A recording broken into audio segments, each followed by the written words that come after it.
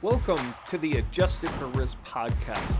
Join myself, Ryan Nauman, as I talk markets, investments, economics, and life as I help prepare you for the upcoming weekend markets.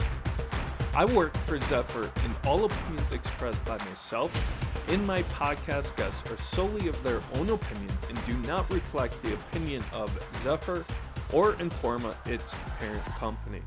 This podcast is for informational purposes only and should not be relied on for investment decisions. Hello, everyone. Welcome to Zephyr's Adjusted for Risk podcast. This is Ryan Nauman, and we are on site here at the Exchange Conference. You know, there has been a lot of innovation in the ETF space over the years, especially over this past year. And I have on the perfect guest that is going to discuss with us the innovation in ETFs and what the future holds for ETFs. But first, this episode is sponsored by the award-winning Zephyr, which helps investment professionals make more informed investment decisions.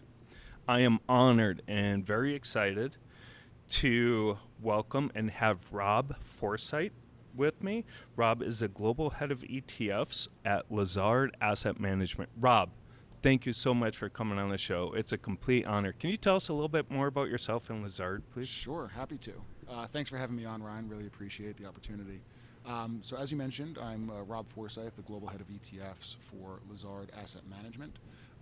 I've been in the role now for about 7 months, having joined the organization fairly recently from State Street Global Advisors, where I spent over a decade in a variety of different ETF-related roles and functions across product development, capital markets, sales, strategy, you name it.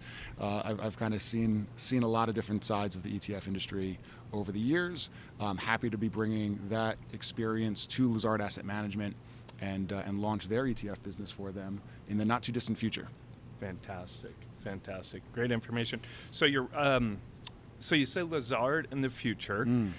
So right now, most people know Lazard as mutual funds. So you're really ramping up the ETF business and moving forward. Is there a reason why? Is it just the demand you're seeing in the marketplace, people asking for it, financial advisors coming to Lazard being, we need some ETFs? It's a great question, Ryan. It is absolutely demand-driven. So our clients, our investors have spoken. They've told us that they want Lazard's really strong and specialized investment capabilities in what they view as being a more efficient kind of taxable wrapper for those investment capabilities. We have a long-standing history of offering our investment capabilities through mutual funds, separate accounts, collective trusts, a lot of kind of institutional mandates. But our investor base, as more and more of their savings has migrated from retirement plans and non-taxable accounts into taxable accounts and kind of personalized investing, the demand has increased for the ETF vehicle to account for some of the tax obligations that they're responsible for, or account for their desire to be a bit more tactical in some respects, and kind of invest with a bit more ease. And doing that through the ETF vehicle is the way in which they've spoken. Yeah, fantastic. I mean, like we said, it's exploded, the ETF business. I heard yesterday there's over 4,000 issues now. There was over 570 issued, I think, last year. It's insane. It's just crossed $10 trillion of assets in the U.S. It's remarkable how quickly it's grown. And it doesn't seem to be slowing down. Accelerating even. Yeah, exactly. So let's talk about just the evolution over, you've thought leader in the ETF space. What have you seen over your career? Oh boy. So dating back to the first U.S. listed ETF, which was SPY back in 1993, right? I'm not going to do the full history lesson, but the evolution of the space kind of started with slicing and dicing kind of broad-based indices. So it started with kind of S&P 500 exposures, and that was sectors and industries, right? Growth and value, large cap, small cap. Migrated into kind of fixed income indices, the ag, and then kind of the various sectors of the fixed income market: high yield, credit, treasuries, rates, agencies, so on and so forth. And the most recent evolution, really sparked by regulatory change in 2019, has been the proliferation of actively managed ETFs. So up until that point, actively managed ETFs existed, but they were carve-outs. They were one-offs. A huge chunk of the assets in the ETF marketplace were passively managed kind of beta exposures. And in 2019, the SEC codified a new set of rules that allowed for an even playing field for asset managers to get into the ETF market fairly efficiently. And that's really what sparked this growth of the actively managed ETF business. And it's gotten to the point now where, actively managed ETFs account for maybe $1 trillion of the $10 trillion asset base. So call it 10%, give or take. But what we're seeing is that at the end of last year, they accounted for 1/3 of the new flows. And on a year-to-date basis, they're now accounting for almost 50% of the flows. So off of a 10% asset base, if you're accounting for 30% or 50% of the net new money coming into the space, you're growing at a very rapid clip. Yeah, and like I said, it's a new space, active ETFs, a new innovation, and the fact that it's growing that quickly, there's demand for it. And some of the products out there are very unique, right? And to me, my passion is investment management and due diligence. It makes that due diligence process much more difficult. Sure. Like you said, you start with Spider. That's easy. Yeah, that's an that's easy right. sell. What's your vision moving forward with Lazard in terms of active management? Are they going to be pretty unique? Without giving away too much. So thankfully, we have filed our first 5 products. I'm able to talk a little bit about what's coming, and I'm happy to do so. But I think if I take a step back and I think about kind of the broader vision, not kind of the specific products, the vision is to get the most out of the ETF vehicle as possible. And when I think about the ETF vehicle, I think about 3 implicit promises that we're making to end investors. And those 3 promises are tradability, transparency, and tax efficiency. And if I can optimize all 3 of those aspects, all 3 of those features of the ETF vehicle, I've done my job in terms of setting up the operating infrastructure to offer our investment capabilities through the ETF vehicle. And I think if I deliver on those 3 promises and combine those 3 promises with Lazard's investment capabilities, I think we can help end investors achieve their ultimate objectives in a more streamlined fashion, right? If we can get them from point A to point B, whatever there is they're saving for, whatever, if it's a retirement account, if it's the kids' college tuition, whatever it might be, if we can get them there by producing alpha from our investment capabilities and optimizing those features of the ETF vehicle, that can get them there in a more tax efficient manner, I feel really good about what we're going to offer. Fantastic. I'm really glad you brought up transparency and taxes. We feel at Zephyr, we have the PS and SMA database. Sure. And so we're big in SMAs. And a lot of it is because of transparency and being able to customize the products, because we're seeing that in big demand, right? Especially as younger generation of investors, they are demanding more transparency, more control. Sure. So you can do tax efficient planning and so on. So I'm really glad you brought that up, because I feel as if transparent, especially in an ETF wrapper, it's something mutual funds can't really offer. Yeah. So it's a very good point.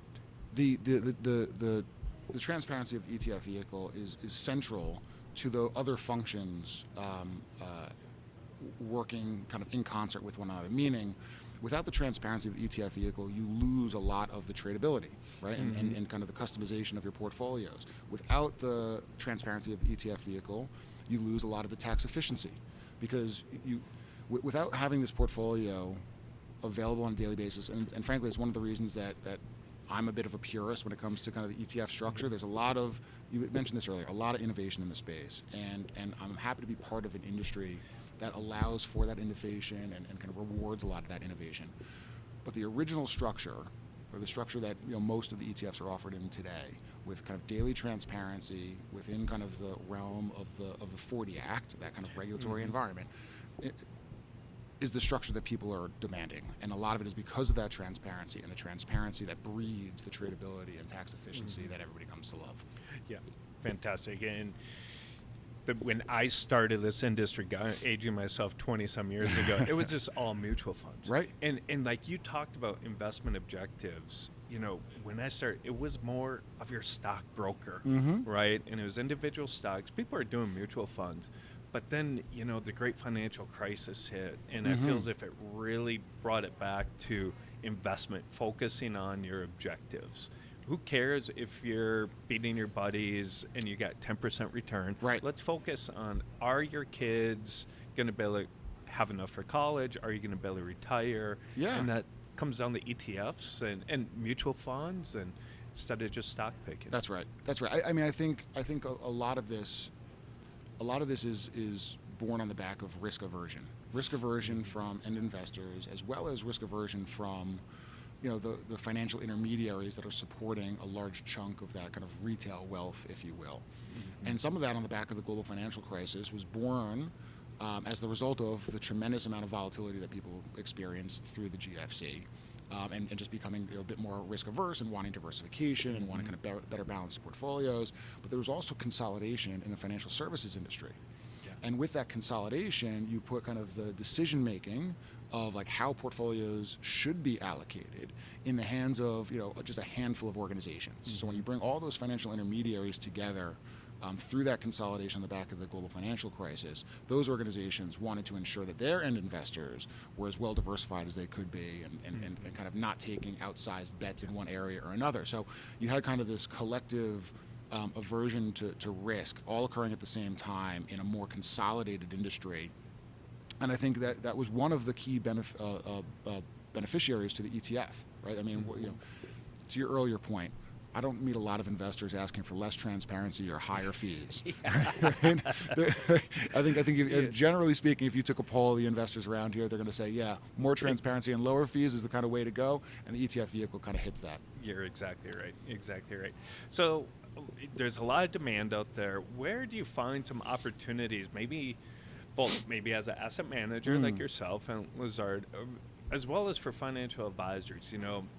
The active ETFs, there's a lot of really unique ones where you have the buffered ETFs, or however you want to call them, outcome-based. Yep. But then you also have your traditional fixed income ETFs as a space where I don't think they're considering fixed income space is huge. It dwarfs equities. There's not many fixed income ETFs out there. Yeah, I think if you look at the breakdown by asset class, an overwhelming majority of ETF assets reside in the equity space. And I think they had a tremendous head start, and I think it's easier for individuals to kind of grasp, equity strategies trading like equities on an equity exchange, whereas kind of the equitization of fixed income securities is just a little bit harder to kind of grasp. So it's taken a little bit longer, but it's ramping up very quickly. I think where Lazard Asset Management is going to look to play.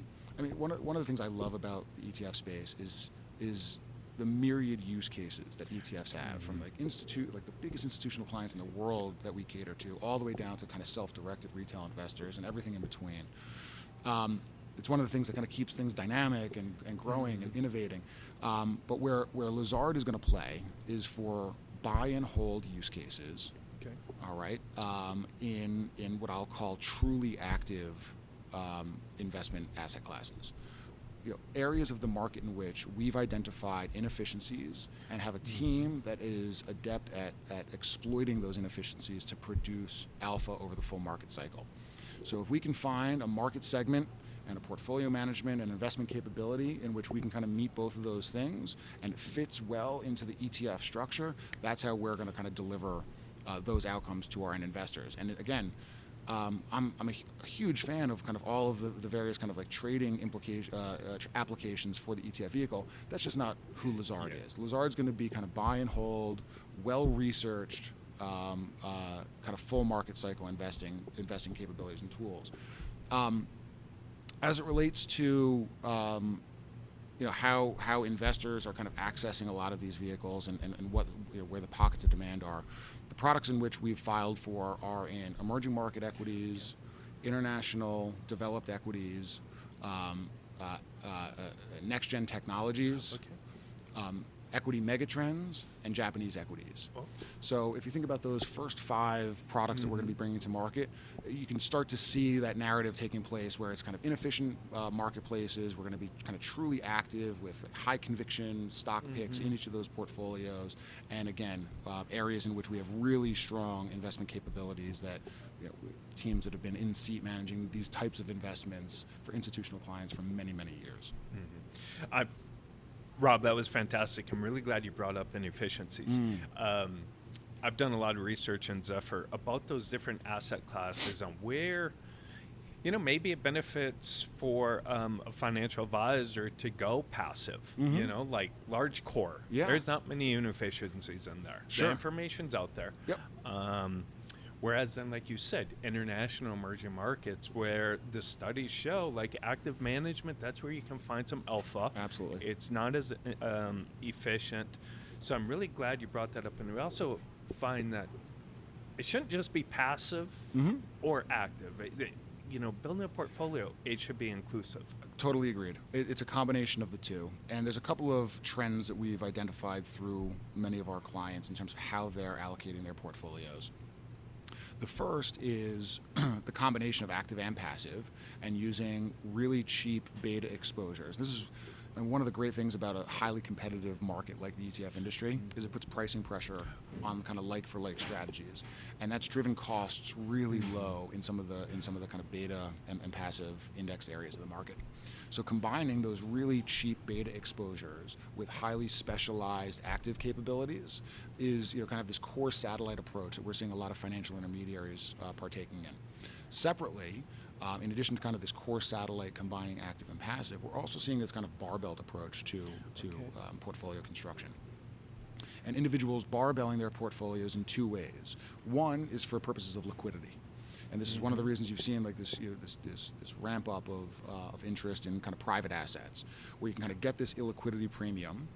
But on the other side of your portfolio, you need highly liquid investment vehicles. And that's where the kind of ETF marries up quite nicely, right? And kind of barbelling approach there. The second barbelled approach that we've seen is for fees, is having a fee budget and allocating to kind of cost-efficient vehicles on one end of the spectrum, and then paying up for kind of strong alpha capabilities on the other end. And for all these reasons, we think that there's a way in which the existing vehicles, the existing investment capabilities can be combined with and are complementary to all of these other investment vehicles that have proliferated. Yeah, I think it's fantastic. It's one of the, again, aging myself, when you start, it was like you're either active or you're passive. Yeah. It was just so, it was so kind of polarizing. Now I think people are realizing, throw in a SMA in there, ETF, active ETF, where you think it best fits. It goes back to your point, the client's needs, the client's objectives. So going along with that, just closing that, is that really what you see clients, investors utilizing ETFs in? Absolutely. So again, through the many years, I'll age myself here. We're doing a lot of aging ourselves in this conversation. The many years that I've been involved in the ETF industry, I've seen ETFs used in some of the most creative ways in investor portfolios. And again, this is from the fact that the ETF industry or the ETF vehicle itself can be shorted and has a derivatives ecosystem and has an options chain associated with it, allows for all of this great creativity. And I think it's one of the reasons you see all of the kind of continued innovation in the ETF vehicle. But where Lazard's going to be playing is in the core. We're going to be playing in the kind of truly active space where we can deliver better risk-adjusted returns than the benchmark and then our peers. And I think that's what our clients have come to expect. I think our clients have come to expect that Lazard will be very thoughtful and deliberate in what they're launching, and we're going to stick to our principles, and we're going to be kind of stick to our core competencies as it relates to our ETF franchise going forward. Yeah, that's a good point. I don't want to, add exchange. There's a lot of people here in the ETF space, and they, a lot of really unique providers. And I think it's great. It gives investors more options, which I think is fantastic. But for me, give me something that I can easily understand and know what I'm investing in. And if I was a financial advisor, trying to explain to them a buffered product or leverage one security. Right. For some people, it's great. Yeah. But if I can't explain it, I don't want my investor investing in it. I completely agree. And I think, listen, as kind of financial advisors, you made the point earlier about what had been stock picking or had been kind of active versus passive. I think where the financial advisor's value proposition has kind of migrated towards is in manager research and in portfolio construction. And I think this is where the ETF vehicle broadly and the Lazard ETFs that we're going to be bringing to market fit really well alongside how those financial advisors are currently building portfolios for their investors. Yeah. And that's really important. A lot of research we've done at Zephyr is asset allocation is important. A lot of research shows 95% of the variation in portfolio returns because of asset allocation. Exactly. That's right. Yeah. Rob, thank you so much for coming on the show and sharing such good information. Where can our audience get more information about Lazard? LazardAssetManagement.com would be the first place, and then reach out to any of your Lazard salespeople out in the field. Awesome. Thank you, Rob. Fantastic conversation. A lot of fun. Great insight here at Exchange. Really enjoying it. It's been a pleasure. Yes. Thank you, everyone, for listening to this episode of Zephyr's Adjusted for Risk podcast. You can watch all of our other podcasts on the Zephyr YouTube page, as well as on Spotify and iHeartRadio. And don't forget to subscribe to the Zephyr YouTube page and give us a follow on LinkedIn. Thank you, and have a great rest of your week.